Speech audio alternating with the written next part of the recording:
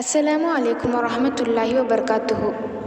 چلیے آج اس ویڈیو میں ہم جانتے ہیں آج کل شادی شدہ زندگی کامیاب کیوں نہیں ہے۔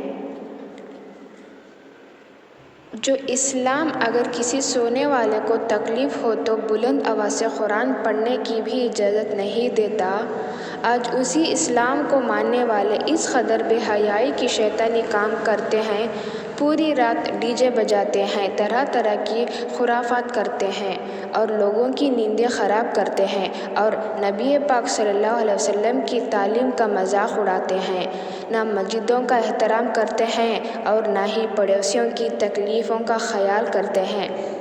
میرے عزیزو، ہم شادیوں میں ایسی بے مروتی والے کام کرتے کون سا ثواب کما رہے ہیں؟ بے پردہ عورتوں کے بیچ نامحرم مردوں کو بٹھا کر ناچ گانوں کا پروگرام رکھنا کون سی جنت کی طلبگار ہے؟ کیا ہمارے پیارے آقا صلی اللہ علیہ وسلم نے یہی تعلیم دی تھی؟ آج شادی شدہ زندگی کامیاب کیوں نہیں ہے؟ آج شادیوں میں بے انتہا خرچ کرنے کے بعد بھی شادیاں کامیاب نہیں ہو پا رہی ہے، لاکھوں خرچ کرنے کے بعد بھی شادی شدہ زندگی کامیاب نہ ہو پا رہی ہے، شادی کے کچھ دن بعد ہی طلاق تک نوبت آ جاتی ہے۔ جن ماں باپ نے بیٹی کو لاکھوں کا دہیج اس لیے دے کر بھیجا تھا کہ میری بیٹی خوش رہے گی، پر وہ مال و دولت خرچ کرنے کے باوجود بھی خوش نہیں ہے، کہیں اس کی وجہ شادیوں میں یہ شیطانی کام تو نہیں؟ لوگ کہتے ہیں خوشی کے موقع پر سب چلتا ہے، شیطانی کام کرنے سے خوشیاں نہیں بربادیوں ہی ہوتی ہے۔ ہاں، اگر خوشی کے موقع پر اگر اللہ کی فرما برداری کی جائے تو خوشیاں ہمیشہ کے لیے قائم ہو جاتی ہے، اور شادی کے بعد بھی لڑکا لڑکی کی محبت قائم رہے گی ہمیشہ، کیونکہ اس شادی کی بنیاد اللہ کی فرما برداری قائم رکھتے ہوئے ہوئی ہے اور اس میں اللہ کی رضا شامل ہے۔ بھلا جس شادی میں اللہ اور اس کے رسول کو خوش کر کے شادی کی جائے، اس کی نافرمانی نہ کی جائے، ہر کام سنت کے مطابق کیا جائے، اللہ کے رسول کے فرمان کے مطابق کیا جائے، وہ شادی اور کامیاب نہ ہو، ایسا ہو ہی نہیں سکتا۔ اس لیے ہمیشہ خیال رکھیں، کوئی بھی کام کریں اس میں اللہ اور اس کے رسول کے فرمان کے مطابق کریں، انشاءاللہ وہ کام کبھی ناکامیابی کی طرف نہیں جائے گا۔ شادی میں کچھ کرنا ہی ہے تو اللہ اور اس کے رسول صلی اللہ علیہ وسلم کے ذکر کا پروگرام رکھیں، تقریر کریں، علماء کرام کو بلا کر پروگرام کریے، پھر دیکھیں کیسی برکت ہوتی ہے۔ اس شادی میں خوشیاں پیسوں سے نہیں خریدی جا سکتی، یہ بات ہمیشہ یاد رکھیں۔ خوشی اللہ اور اس کے رسول کی رضا حاصل کرنے سے ملتی ہے۔ کیا مسلمان اپنے نبی صلی اللہ علیہ وسلم کے ان سجدوں کو بھول گئے جن میں ہمارے لیے بخشش کی دعائیں کی جاتی تھی؟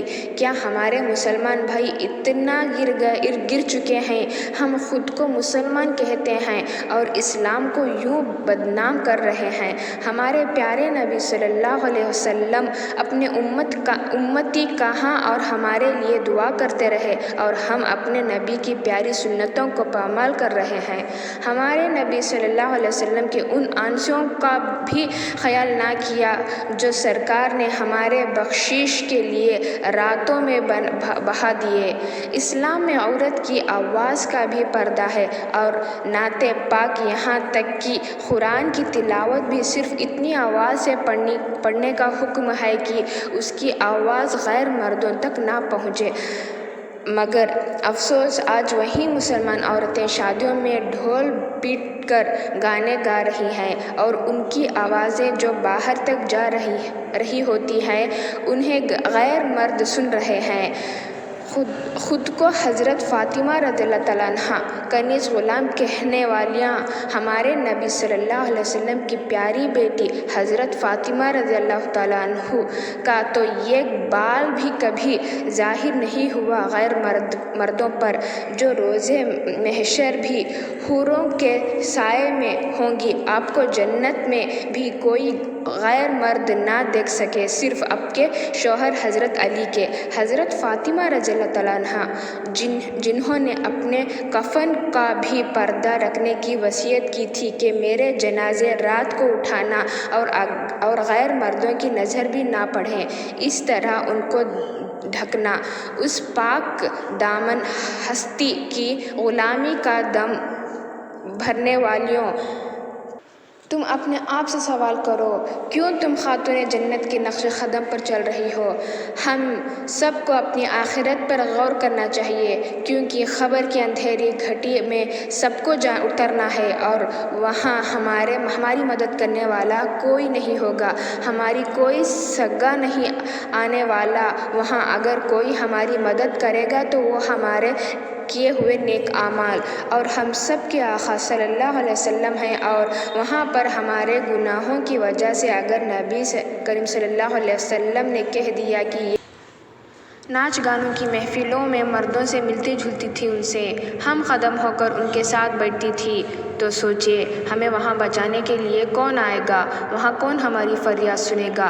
اللہ رب العزت کے احسان سے ہم کو بخشنے والی ایک ہی ذات ہے، اور وہ سرکار مدینہ صلی اللہ علیہ وسلم ہے، اور اگر انہوں نے ہی منہ پھیر لیا تو ہم کہاں جائیں گے؟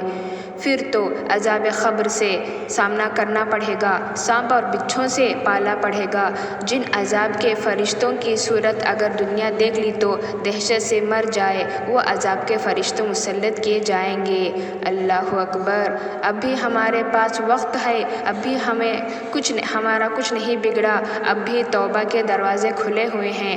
اگر خود کو اللہ تعالیٰ کے بندے کہتے ہو، اگر نبی صلی اللہ علیہ وسلم کی محبوب کا دم بھرتے ہو، تو خود کو نبی صلی اللہ علیہ وسلم کا غلام کہتے ہو، خود کو مسلمانوں کہتے ہو، تو آج بلکہ ابھی سے توبہ کرو اور یہ عہد کرو کہ کبھی بھی شادیوں یا کسی بھی ایسی پروگرام میں ناچنے گانے کے لیے کبھی بھی نہیں جاؤ گے، نہ دیکھو گے، کیونکہ دیکھنے والا بھی گنہگار ہوتا ہے۔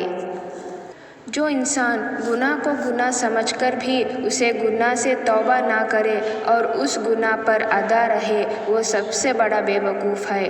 اللہ ہمارے اب تک کے سارے گناہوں کو معاف فرما، جو ہم سے جانے انجانے میں ہوئے ہیں ان سب کو معاف فرما، اور آئندہ کبھی بھی گناہ نہ ہو ایسی توفیق عطا فرما میرے رب العزت۔ آمین ثم آمین۔ اگر آپ لوگوں کو یہ ویڈیو اچھی لگی ہو تو کمنٹ باکس میں آمین ضرور لکھیں۔ اللہ حافظ۔